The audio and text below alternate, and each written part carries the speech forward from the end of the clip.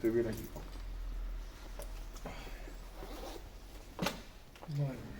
Bien, hermanos, pues vamos a continuar con los estudios que estamos llevando como cada miércoles.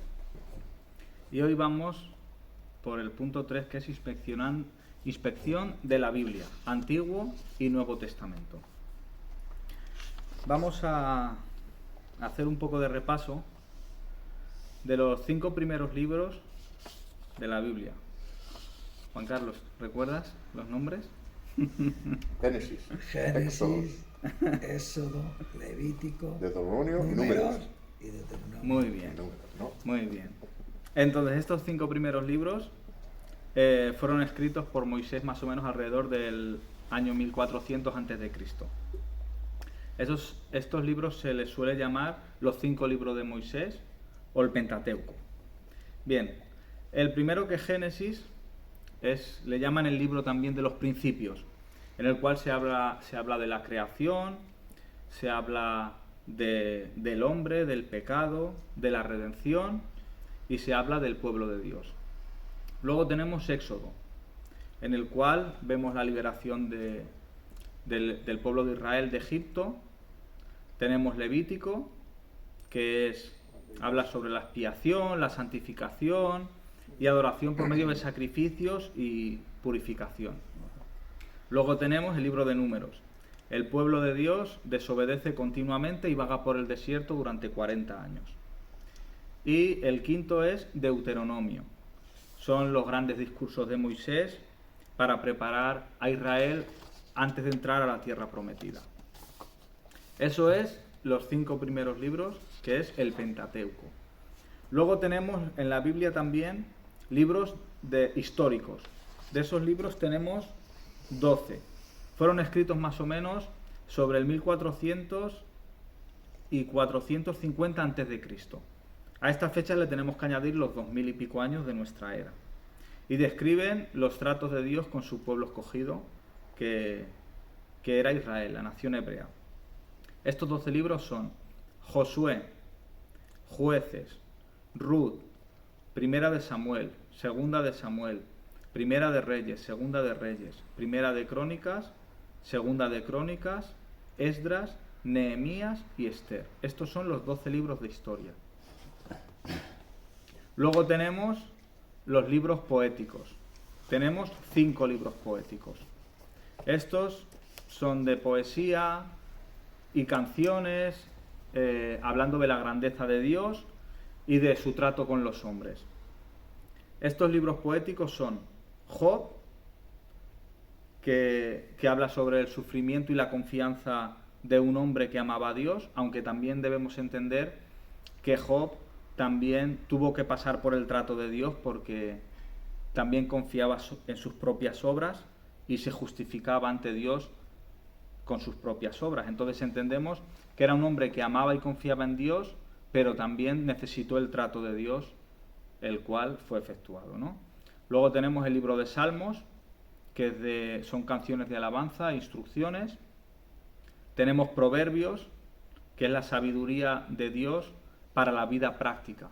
El libro de Proverbios es como hoy en día diríamos, para hacer una semejanza, los refranes, ¿no? Los proverbios era como un consejo de un hijo a un padre, vemos cómo le aconseja y cosas así. Luego tenemos Eclesiastés, que habla sobre el vacío de una vida terrenal, ¿no? Vemos, por ejemplo, cuando dice vanidad de vanidades, todo es vanidad. Entonces la vida terrenal sin Dios está reflejada también en este libro que es Eclesiastés. Y luego tenemos también Cantar de los Cantares, que es una celebración de gozo matrimonial, que refleja también a Cristo con su iglesia.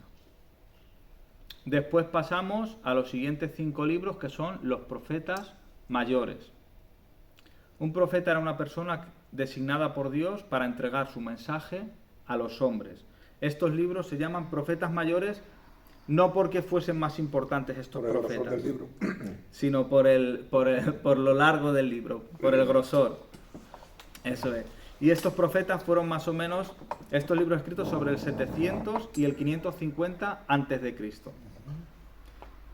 Entonces estos libros, que son 5, eran Isaías, Jeremías, Lamentaciones, Ezequiel y Daniel.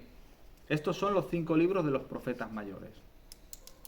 Luego pasamos a los profetas menores. Estos son 12 libros.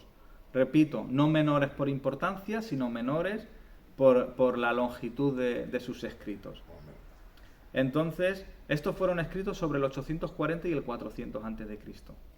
Estos 12 profetas menores eran Oseas, Joel, Amós, Abdías, Jonás, Miqueas, Nahum, Habacuc, Sofonías, Egeo, Zacarías y Malaquías. Es el último libro. Que es el último libro, que de ahí es donde ya pasamos al Nuevo Testamento, que vemos que hay un sesgo de tiempo, que más o menos se calcula que es de unos 40 años, en el cual Dios no envió ni a profetas ni a nada, y los cuales nos encontramos un panorama distinto de cuando termina de hablar Malaquías y cuando empieza el libro de Mateo. Vemos que la historia está muy cambiada, pero porque hay un sesgo de 400 años de tiempo, y por eso la cultura, las invasiones y todo eso que tuvieron está en ese sesgo de tiempo. Bueno, eventos importantes y personas importantes del Antiguo Testamento, pues tenemos la creación, tenemos el diluvio, tenemos a Abraham, que se le llama padre de la fe, cuando se le pide que sacrifique a su hijo Isaac. Tenemos al propio Isaac, a Jacob, tenemos a José, que sabemos que cuando él estuvo encargado de Egipto pasó una hambruna, y de ahí fue cuando él llamó a su pueblo y trajo a su pueblo a Egipto, pero luego hubo como un cambio de gobierno, y ese nuevo gobierno vio al pueblo hebreo, lo vio como una amenaza. Entonces fue cuando empezó a castigarlos, a esclavizarlos, y ese es un asunto muy importante, que luego de ahí viene el Éxodo, que en el Éxodo están lo de las plagas, está la institución de la Pascua. Cuando vienen las plagas, el Señor protege al pueblo de Israel y ahí instituye la Pascua.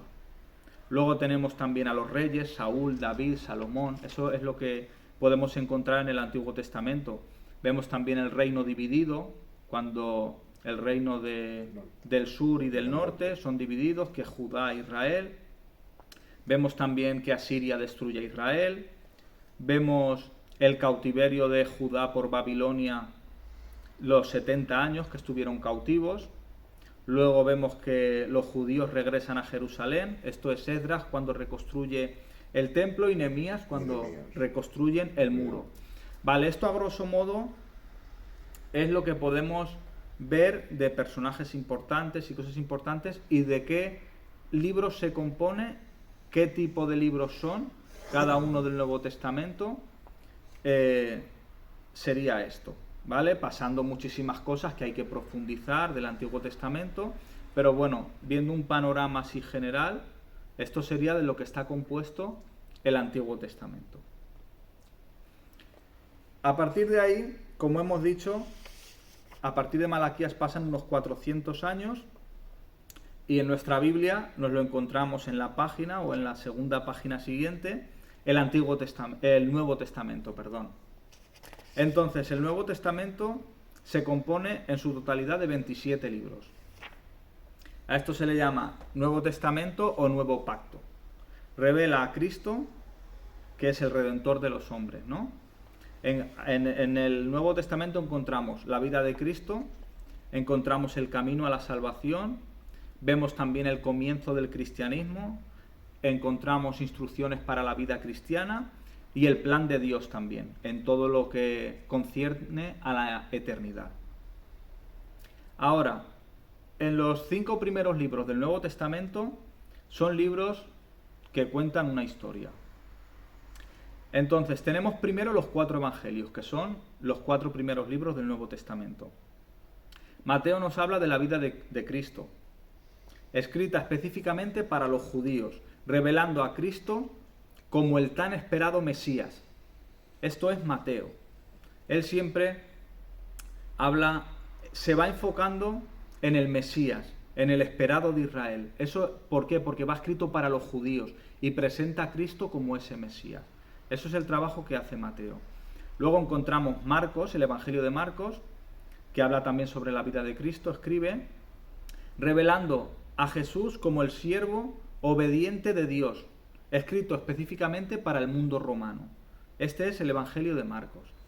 Luego encontramos también el Evangelio de Lucas, que también habla sobre la vida de Cristo, revelando a Jesús como el hombre perfecto, enfatizando su humanidad. El de Lucas está escrito para el mundo griego. Lucas era griego y Lucas enfatiza mucho la humanidad de Cristo. Ve a Cristo en la parte sabiendo que es Hijo de Dios, sabiendo que es Dios, pero enfatiza también su humanidad, viendo cómo Él sufrió, viendo lo que padeció, y Él describe para darnos como ejemplo a nosotros como criaturas, como hombres, que Él padeció como hombre, ¿no? Porque así estaba también escrito. Y por último, de los 4 evangelios tenemos a Juan, que Él revela a Jesús como el Hijo de Dios, enfatizando su deidad. Y el Evangelio de Juan sí que revela, vemos cuando dice, en el principio era el Verbo y el Verbo era Dios. Él sí que enfatiza más la divinidad de Jesús, de la persona de Jesús, enfocándolo siempre en la deidad, ¿no? Del Padre, el Hijo y el Espíritu Santo, como los tres son 3 personas, pero que es un solo Dios. Ese es el trabajo que hace Juan. Bien, entonces, Mateo, Marcos, Lucas y Juan son llamados, como dijimos la semana pasada, que dijo nuestro hermano Emilio, son los evangelios sinópticos. Esto significa que se ven juntos.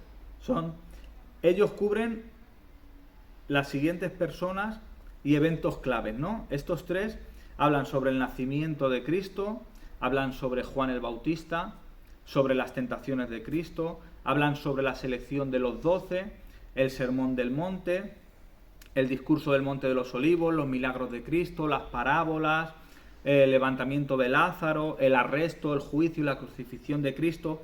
Y cuando leemos estos 3 evangelios, vemos que si los leyésemos todos el mismo día, podríamos coger a lo mejor el capítulo 3 de Lucas y el 4 de Mateo y cuentan esa misma historia. Vemos que a lo mejor con enfoques distintos o con matices distintos, pero hablan sobre Juan el Bautista, hablan de la misma manera, sobre la tentación de Cristo. O sea que estos 3 sí que guardan una similitud muy importante. Sin embargo, el Evangelio de Juan presenta a Cristo como Dios. Si nos damos cuenta, es el libro que le llaman de los milagros. Juan sí que se enfoca mucho en los milagros, enfatizando, como hemos dicho, la divinidad de Jesús. Y le llaman el libro de los yo soy. Juan enfatiza mucho cuando Jesús decía yo soy, ¿no? En distintos, en el huerto, cuando le preguntaban, él decía yo soy, porque era como Dios se revelaba, como Dios se reveló a su pueblo, el yo soy. Cuando va a ir a liberar Moisés, cuando es llamado por Dios, le dice, pero ¿quién digo? Cuando me pregunte mi pueblo quién me envía, y Dios le contestó y le dijo, el yo soy. Diles que el yo soy te envía. Entonces, Juan siempre enfatiza, cuando Cristo dijo yo soy, él lo escribe, para dejar constancia, que Juan cree y quiere enseñar que Jesús es Dios. Luego tenemos el libro que habla sobre la historia primitiva. ¿Qué libro es este? Hechos. Hechos. Es el comienzo y la propagación de la iglesia cristiana.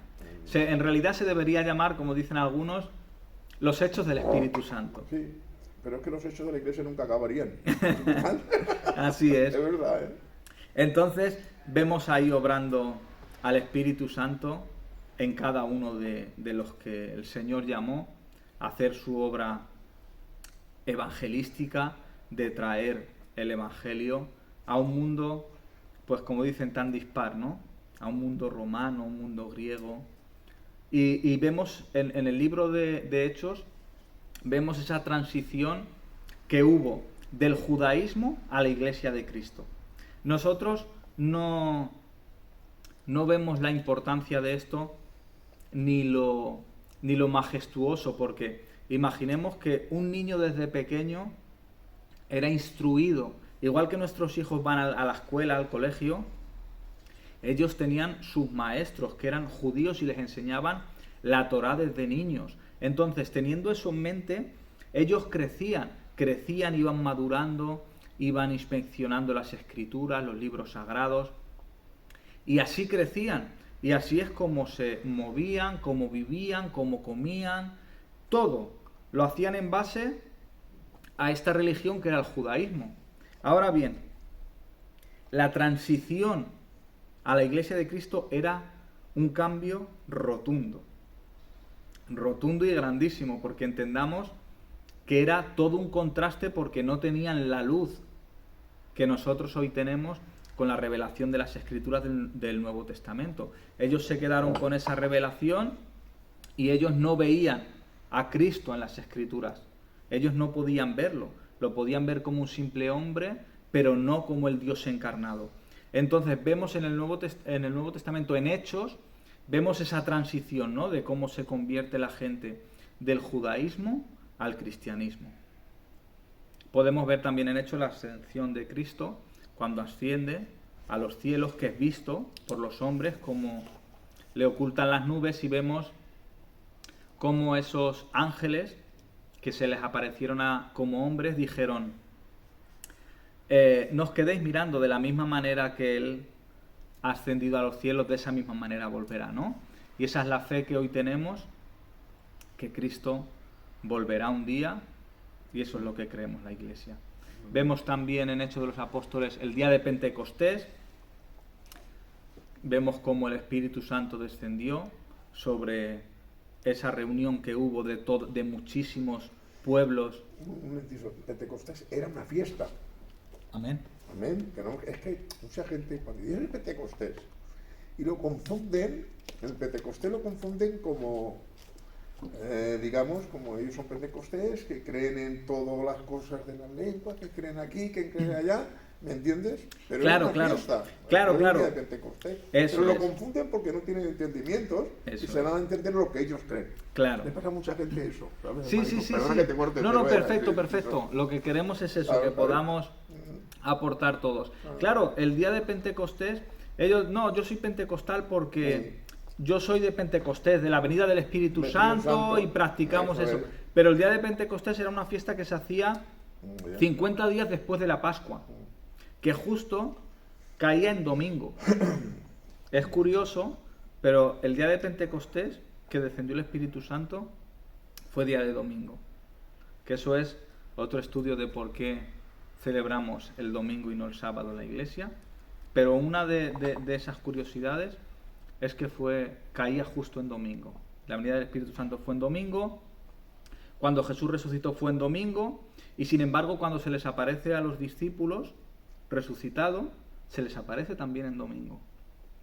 Entonces, son destellos de que ese día es importante, ¿no?, en las Escrituras, el domingo. Y por eso la Iglesia de Cristo guardamos el domingo. Luego después tenemos las cartas o epístolas que se le llaman, que estos son 21 libros. Estos libros fueron escritos a individuos, a iglesias o a creyentes en general, ¿no? Las cartas tratan con cada aspecto de la fe y de la responsabilidad cristiana. Estas cartas fueron cartas de Pablo, tenemos 13, que fueron Paulina, sí señor. las cartas paulinas. Es Romanos, Primera de Corintios, Segunda de Corintios, Gálatas, Efesios, Filipenses, Colosenses, Primera de Tesalonicenses, Segunda de Tesalonicenses, Primera de Timoteo, Segunda de Timoteo, Tito y Filemón. Esas son las cartas paulinas. Luego tenemos las cartas generales. Estas cartas generales son 8. tenemos Hebreos, Santiago, Primera de Pedro, Segunda de Pedro, Primera de Juan, Segunda de Juan, Tercera de Juan y Judas. Luego tenemos el último libro, que este libro es profético, que se llama Apocalipsis. Apocalipsis, O el libro de la Revelación. o libro de la Revelación, que ese sería la traducción original, sería Revelación.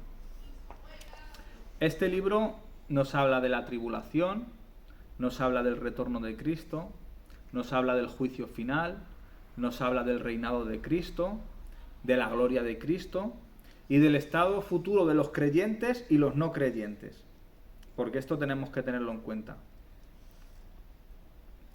Entonces, cuando hemos visto el Nuevo Testamento y hemos visto el Antiguo Testamento, hemos visto de qué se compone cada libro, más o menos cuál es el tipo de relación que tienen un libro con otro, un testamento con otro. Ahora, lo importante de todo esto, al punto que tenemos que llegar y a la conclusión que tenemos que llegar, es que el Antiguo y el Nuevo Testamento tienen un personaje principal, comenzando desde Génesis. Y este personaje principal es Jesús, Cristo. es Cristo. Es Cristo. Por ejemplo, podemos leer, Juan Carlos, Lucas 24, el versículo 25 al 27. Leer vosotros hoy, que yo la he visto la gente de para.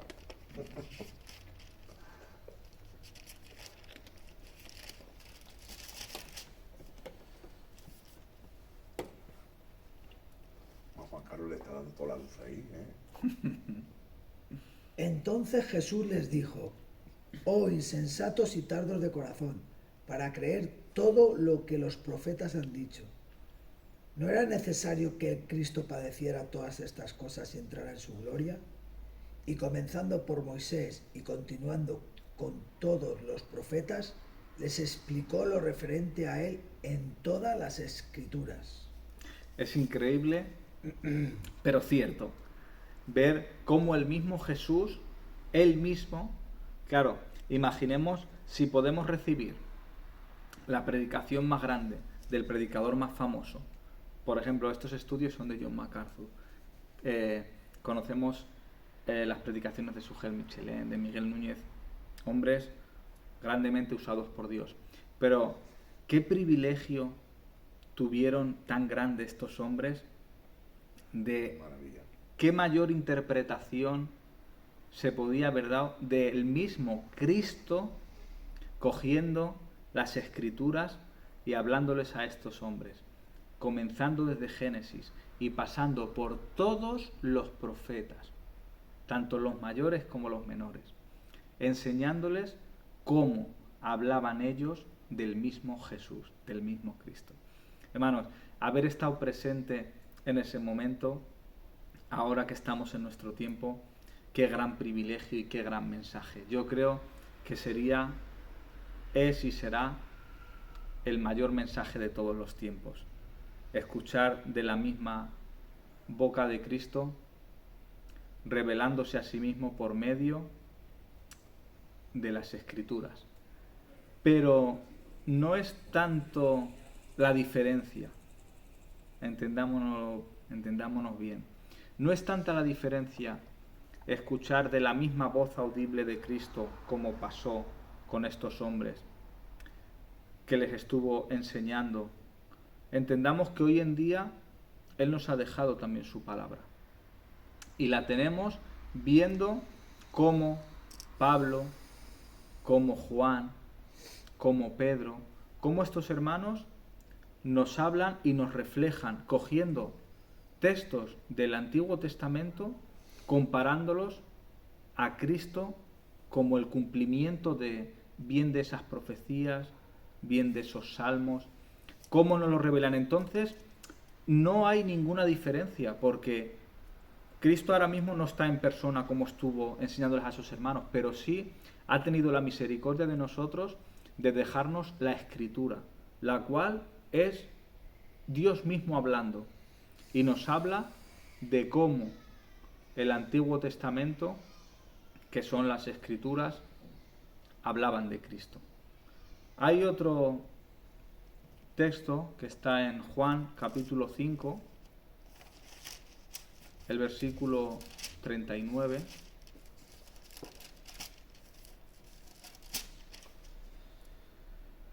Examináis las Escrituras, porque vosotros pensáis que en mí, que en ellas tenéis vida eterna, y ellas son las que dan testimonio de mí. Amén. Otra vez vemos a Jesús recalcando que las Escrituras, que en ese tiempo era el Antiguo Testamento. Es lo que está hablando ahí. Más bien el Antiguo Testamento, porque en el Nuevo no estaba escrito. Eso es, no estaba escrito.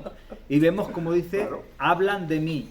O sea, no solo en el Nuevo Testamento que cuenta la historia de Claro, Cristo, el Antiguo. habla de Está Cristo. hablando del Antiguo. El Antiguo Testamento habla de Cristo. Y esa es la validez que le dieron los creyentes.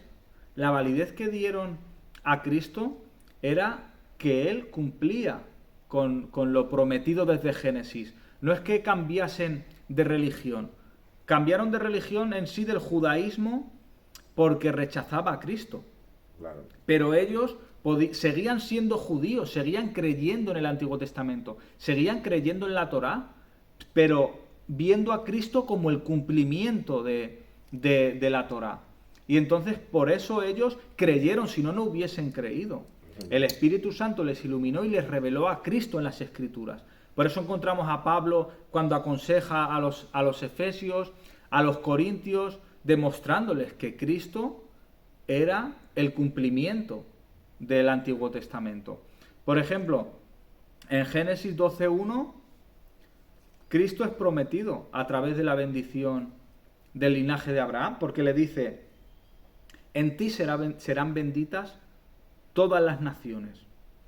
Y luego encontramos a Pablo, como dice que de la simiente de Abraham era Cristo. Entonces, ahí ya vemos que ese nombramiento que se le está dando, esa promesa que se le está dando al linaje de Abraham, no se trataba del pueblo judío, se trataba de Cristo. Y muchos cogen ese texto con el pueblo judío y también para la iglesia que tiene esas bendiciones, lo que estás hablando ahí, ¿no? Ujú. Y claro, y de verdad que yo como he pasado por todo eso, te estoy cursando y me viene toda la memoria, todo lo que se hacía y en aquellos tiempos, y la madurez también, ¿no? Pues uno lo hacía y de verdad, cuánto perdón tenemos que pedirle al Señor por las cosas más que hacemos, de verdad, por no tener la madurez de lo que es la palabra. Claro. De verdad, todos esos textos lo cogían personalmente para ellos. Se está hablando de Cristo, si no Claro, está hablando de para el pueblo judío. claro. ¿Me has entendido, hermano? Claro, es que, por ejemplo, esta, si se le puede llamar denominación, por ejemplo, G12, es justo eso, Génesis 12. Y ellos se acogen a lo que pisare la planta de tus pies. Claro, tal. el G12 que estaba aquí es eso. Estaba el apóstol y estaba luego pues los 12 pastores que representa el apóstol, pues o sea, todo lo que aquí es que no viene al cuento, porque estás haciendo un estudio, ¿no? Pero un día sí podemos hablarlo, pues Claro, yo puedo contar claro. muy bien y los estudios que hacíamos, ¿no? de G12, de qué se trataba solamente. Luego al cabo del tiempo te das cuenta de que cuando vas cogiendo madurez y dices, ¿esto qué es? Claro. Pero en sí es bueno que hablemos todo esto porque mucha gente aún sigue en esas falsas doctrinas. Sí, yo conozco a alguien que está dentro de un pastor que de verdad que aprecio mucho. Está ahí entre medio de G12. Claro. ¿Me entiendes? Está entre medio de G12.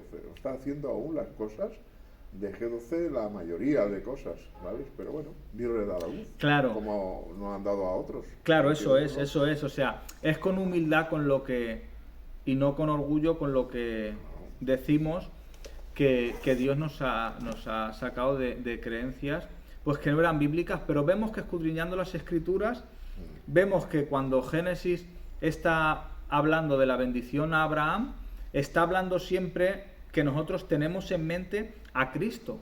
que va desde Génesis y todo un recorrido, vemos como Pablo hace todo un recorrido y muestra a Cristo como ese cumplimiento. Entonces, cuando nosotros recibimos eso, decíamos, vale, pues entonces no se trata de que mi bendición sea el dinero o que mi bendición es tener a Cristo, es ser iluminado por su santa palabra y que el creer en el Evangelio haga nacer de nuevo en mi vida y que soy nueva criatura. Entonces, esa es la mayor bendición, pertenecer al pueblo de Dios, que es estar en Cristo, que es su iglesia. Esa es la mayor bendición que podemos Cuando tener. tengamos un tiempo, hablaremos de G12, porque yo era uno de los enseñantes que daba esa enseñanza a mucha gente. Y de verdad que, bueno, yo le pedí al Señor perdón 20.000 veces no por ese evangelio. Pero tenía sus tramas, ¿eh? Tenía sus tramas y sus engaños para inducirte a mucha gente. Claro. Y claro, yo ahí era en principio, pues era, pues, date cuenta, con 3 o 4 años, poco iba a estudiar, pero yo conocía pastores que conocía ya de muchos años, de 25 y 30 años, y se dejaban guiar. Digo, pues bueno, será así cuando estos hombres lo hacen, porque es verdad. Claro, porque tenemos el ¿Sabes o no? reflejo de alguien, que tiene más claro, sabiduría, claro, supongamos. Bueno, pues será así. Bueno, ya veremos. Un día os daré una cosita de lo que hacíamos ahí, lo que estudiábamos, porque es bueno. Yo Claro que en sí, una es parte bueno me alegro conocer. pasar por todo que he pasado y otras cosas más, porque ya no me engañan más. O sea, No, ya claro. todo eso Es ya lo escuela, sé. nos ha servido de escuela y de Es escarmiento. una escuela, ¿sabes? Bueno, sigue, Antonio. Entonces, por ejemplo, Cristo también es visto en la Pascua, porque cuando Dios instituyó la Pascua con el pueblo judío, le dijo, por ejemplo, la descripción del Cordero, que tenía que ser sin mancha, perfecto, y con él, por ejemplo, vemos como luego se instituyeron los sacrificios, que eran los sacrificios de expiación por los pecados, y vemos como eso es una sombra, es una señal de lo que venía a ser Cristo, porque, por ejemplo, cuando Juan el Bautista estaba en el río Jordán, vio pasar a Cristo y él dijo, he ahí el Cordero de Dios, que quita el pecado del mundo. Entonces vemos la similitud que tiene el sacrificio de corderos que hacía el pueblo de Israel, vemos cómo recibe la luz del Señor Juan el Bautista y dice, este es el verdadero Cordero de Dios que quita el pecado no solo del pueblo de Israel, sino del mundo. Ahí ya, por así decirlo, el primer predicador a los gentiles, aunque vemos que Dios se utilizó y esa obra tan grande con Pablo, que él mismo dijo que él fue enviado a los gentiles, el primero que predicó a los gentiles fue Juan el Bautista, porque él dijo que el Cordero de Dios quitaba el pecado del mundo. Eso no era asimilable para el pueblo judío. O eras del pueblo judío o no eras pueblo de Dios. Y sin embargo, el Cordero de Dios quitaba el pecado del mundo. Y por ejemplo, Pablo fue lleno de todo eso, de las Escrituras, y vieron cómo también en el Antiguo Testamento Dios había provisto la salvación también para los gentiles. Amén. Por ejemplo, la crucifixión de Cristo también está en los Salmos. El Salmo 22, cuando habla sobre Elí, Elí, cuando Jesús dijo Elí, Elí, lama sabachthani, no, Dios mío, ¿por qué me has desamparado? En sí es un salmo de victoria, porque aunque vemos que es de lamento, porque Jesús cargó con nuestros pecados, Jesús se hizo maldito, y la ira de Dios en el momento de la cruz cayó sobre Cristo. Entonces, ese salmo habla de un lamento, pero luego habla de una victoria. Y eso, cuando Jesús dijo, Elí, Elí, lama sabachthani, algunos decían, mira, está llamando a Elías, pero estaba hablando de un salmo de victoria, de un salmo de confianza en Dios, que si leemos el Salmo 22 podemos ver cómo es un salmo de victoria.